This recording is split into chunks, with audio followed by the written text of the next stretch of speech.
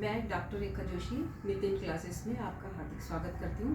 व्याकरण की सीरीज में यह हमारा 8वां अध्याय है। इससे पहले अध्याय में हमने लकार के बारे में चर्चा की, पुरुष के बारे में चर्चा की थी। अब उसी चर्चा को हम आगे बढ़ाएंगे और वचन, लिंग वगैरह के बारे में आपको बताएंगे। आशा करती हूँ आपने अपना होमवर्क किया होगा। अगर नहीं किया होगा तो आपको पिछला वीडियो देखना होगा, फिर आपको आगे की क्लास समझ में आएगी। चलिए आज की कक्षा फिर शुरू करें। आज हम पढ़ेंगे वचन। वचन संस्कृत में है। वचन 3 प्रकार के होते हैं। किसी भी वचन कहते हैं किसी की गिनती करना। जैसे एक व्यक्ति है, अगर मान लो कोई एक व्यक्ति है तो उसका एक वचन लगेगा। जैसे राम है, राम एक ही है। अगर 2 है तो द्विवचन आएगा। जैसे रामो, 2 राम। अगर 2 से ज्यादा राम है तो बहुवचन का प्रयोग होगा, रामा शब्द आएगा, बहुवचन लगेगा उसमें। यह है वचन शब्द। तो यह संस्कृत में अभी हम जो कार्य वो पढ़ेंगे शब्द रूप वगैरह, उसमें ये काम आएंगे। एक वचन, द्विवचन और बहुवचन। इसके बाद है लिंग शब्द। ये वचन एक का बोध करा रहा है तो एक वचन, 2 का बोध कराए तो द्विवचन, 2 या 2 से अधिक का बोध कराए तो बहुवचन। समझ में आ गया आपको? अब आगे है लिंग शब्द। लिंग शब्द का अर्थ होता है किसी भी चीज का चिन्ह। चिन्ह शब्द को लिंग कहा जाता है। शब्द के जिस रूप से हमें पुरुष का बोध होता है उसे कहेंगे पुल्लिंग, और जिस शब्द से हमें स्त्री का बोध होगा उसे कहेंगे स्त्रीलिंग। और जो कई शब्द ऐसे होते हैं जो ना पुरुष का बोध कराते हैं ना स्त्री का बोध कराते हैं, उनको कहेंगे नपुंसकलिंग। जैसे फल शब्द है, फल शब्द ना पुल्लिंग होता है ना स्त्रीलिंग होता है, ये नपुंसकलिंग शब्द होता है। तो वैसे ये 3 प्रकार इसमें लिंग बताए गए हैं संस्कृत में, 3 प्रकार के लिंग।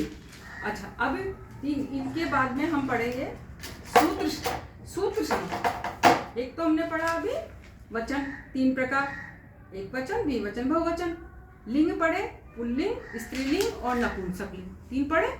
अब संस्कृत में हमें आगे क्या है, ये जो हम इसमें पढ़ रहे हैं कि जो हम सूत्र पढ़ रहे हैं वो हमारे आगे काम आएंगे, तो हमें याद करने होते हैं। इसलिए हम सबसे पहले उनको बताएंगे जो आप इनको सीख सकें, क्योंकि ये हर बार में ये काम आएंगे ये चीजें। अब सूत्र किसे कहते हैं संस्कृत में? सूत्र होता है किसी भी बहुत बड़ी बात को तो संक्षेप में कहते हैं। जैसे इसने कहा हलंत्यम, मान लो ऐसे कहा हलंत्यम, कहते हैं कि अंतिम हल की इत संज्ञा होगी। कितनी बड़ी बात है, लेकिन सूत्र छोटा सा।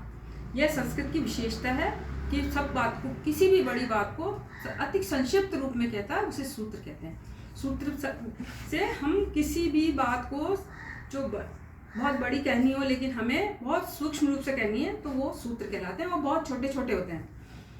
अच्छा, इसके बाद में होती है अनुवृत्ति। अनुवृत्ति शब्द, ये सूत्र किसी भी बड़ी बात या वाक्य को अति संक्षिप्त रूप में अभिव्यक्त करना सूत्र है ना कहलाता है। इनको जोड़ने का जो साधन है वह है, जैसे हलंत्यम शब्द है, हलंत्यम मैंने बताया आपको अभी, ठीक है। एक होती है अनुवृत्ति। अनुवृत्ति शब्द क्या है? एक पूर्व सूत्र में कोई पद का निर्देश कर दिया गया, उसने बता दिया, एक पद बता दिया, और फिर अग्रिम पद सूत्रों में भी उसकी पुनः आवश्यकता हुई मान लो, तो वह उनको तो पूर्व सूत्र से अन्वय उसका कर दिया जाएगा और उसे पुनः या दोबारा नहीं लिखा जाएगा। आपको देखना है तो आप पहले पूर्व सूत्र पढ़ो, फिर आपको अगला सूत्र समझ में आ जाएगा। अनुवर्तन मीन्स उसको लाने के लिए, पीछे वापस लाने को ही अनुवर्तन होने के कारण इसे अनुवृत्ति कहते हैं, ठीक है।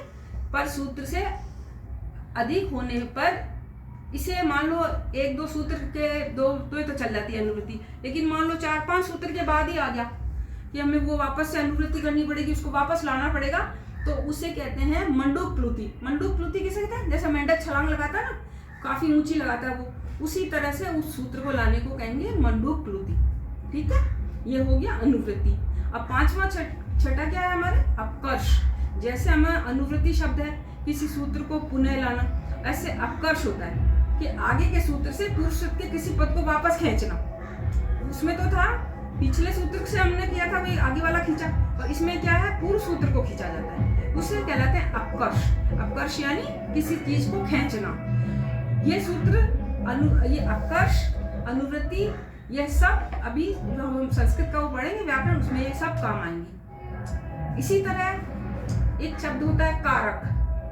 कारक कहते हैं क्रिया से सीधा संबंध रखने वाला कोई भी संज्ञा सर्वनाम पद हो, वह अगर वह संबंध सीधा है तो विभक्ति लगेगी, अगर वो संबंध सीधा नहीं है तो वो कारक नहीं होगा। इसलिए क्रिया से उसका सीधा संबंध होना बहुत जरूरी है कारक का, तभी वो कारक कहलाएगा, अन्यथा तो विभक्ति कहलाएगी। तो भाई आगे ये कारक नहीं है, विभक्ति है। इसीलिए हम षष्ठी को और संबोधन को कारक नहीं गिनते हैं, उन्हें विभक्ति ही गिनते हैं।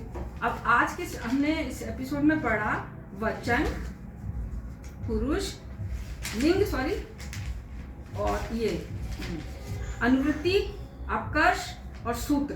अब इन सबको आपको कंठस्थ करना पड़ेगा, याद करना पड़ेगा, तभी आपको संस्कृत व्याकरण समझ में आ पाएगी आसानी से। आज के लिए इतना काफी। अब होमवर्क आपको करना है, और जो भी चीज़ आपको समझ में नहीं आए उसके लिए आप कमेंट बॉक्स में कमेंट कीजिए, और मेरे चैनल को लाइक और सब्सक्राइब कीजिए। आज के लिए इतना काफी। नमस्कार।